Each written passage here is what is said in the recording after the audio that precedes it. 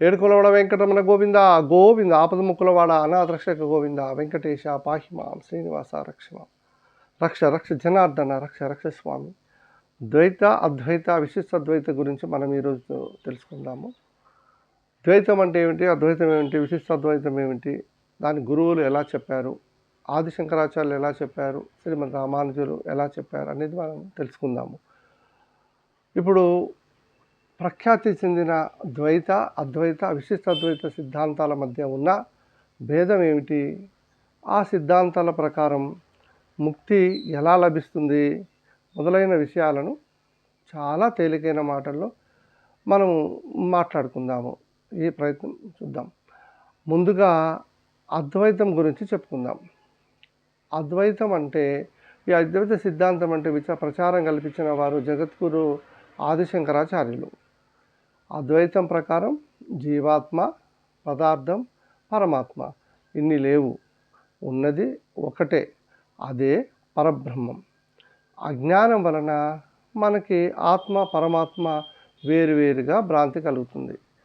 అద్వైతులు ప్రమాణంగా తీసుకుని చెప్పే బ్రహ్మ సత్యం జగత్ మిథ్య అనే వాక్యానికి అర్థం జగత్తు లేదని కాదు, జగత్తులో భగవంతుణ్ణి వేరు కాదు. ఈ సత్యాన్ని మనం తెలుసుకోవాలి. అలా తెలుసుకోలేని మాయలో మనం ఉన్నాము. అద్వైతం ప్రకారం మనం కొత్తగా పొందటానికి వేరొకటంటూ ఏమీ లేదు. అసలంటూ ఉన్న ఆ ఒక్కటి ఏదో అది మనలోనే ఉంది.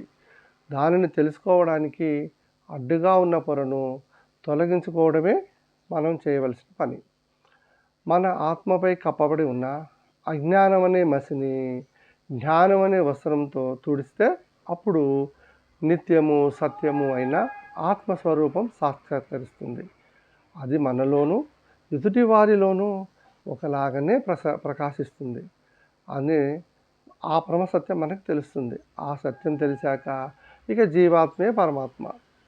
ఒక నది నుండి 10 కుండలలో నీళ్లు తెచ్చామనుకోండి, అప్పుడు ఏ కుండలో నీళ్ళు ఆ కుండకు సంబంధించినవి అవుతాయి కదా. ఇప్పుడు ఆ కుండలో నీళ్ళన్నీ తిరిగి నదిలో మనము మళ్ళీ పోసేసామనుకోండి, అప్పుడు ఆ కుండలో నీళ్ళన్నీ మరలా ఆ నదిలో కలిసిపోతాయి. అంటే ఇప్పటి వరకు వేరువేరు కుండల్లో నీళ్ళుగా పిలువబడిన ఆ నీళ్ళన్నీ భేదమే లేని నది నీళ్ళుగా మారిపోయాయి.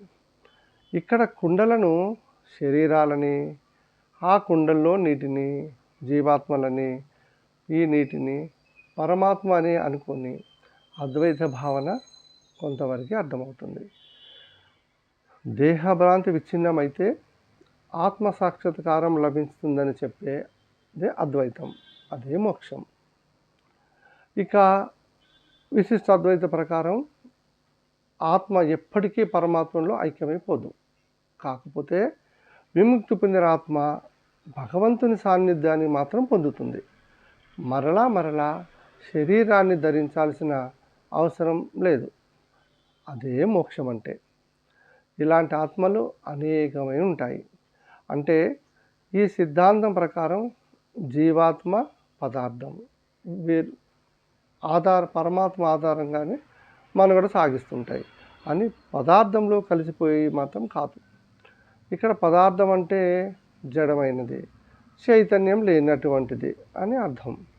అయితే పరమాత్మ చేరుకున్న ఆత్మలన్నీ సర్వవ్యాపకత్వం, సృజన శక్తి అనే 2 లక్షణాలను తప్ప భగవంతునికి సంబంధించిన మిగిలిన అన్ని లక్షణాలన్నీ కలిగి ఉంటాయి. రామానుజాచార్యులు అద్వైతాన్ని అంగీకరిస్తూనే అద్వైతంలో ఏకత్వం ఉండడానికి వీలున్నదన్న విషయాన్ని చేర్చడం వల్ల ఈ సిద్ధాంతానికి విశిష్టాద్వైతం అనే పేరు వచ్చింది. ముక్తి పొందడానికి అద్వైతం జ్ఞాన మార్గాన్ని ప్రధానంగా చెబితే, త్రికరణ శుద్ధి కలిగిన భక్తి మార్గాన్ని విశిష్టాద్వైతం చెబుతుంది.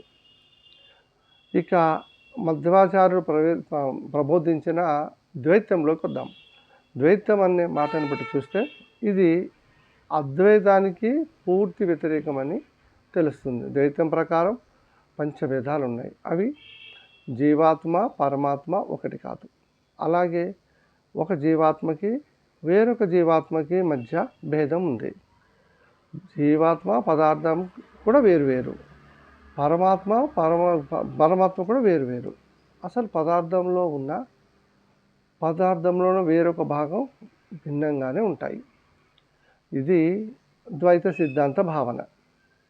కాకపోతే ఈ పదార్థం, ఆత్మ, పరమాత్మ ఇవన్నీ వేరువేరైనా సర్వాధికారి అయిన విష్ణువుకు మాత్రం లోబడే ఇవి మనుగడ సాగిస్తూ ఉంటాయి. ఈ విష్ణుడిని అంటిపెట్టుకొని ఉండే ప్రకృతే ఆయన భార్య లక్ష్మి, ఈమె జ్ఞానస్వరూపిణి. ఇక బ్రహ్మ, వాయువు వీళ్ళ కుమారులు.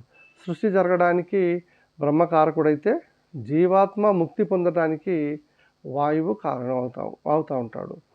నియమబద్ధమైన జీవితం ద్వారా జ్ఞానాన్ని సంపాదించుకునే భగవంతుని తత్వాన్ని తెలుసుకోగలగడమే ముక్తికి మార్గం అని ద్వైతం ప్రబోధిస్తూ ఉంటుంది.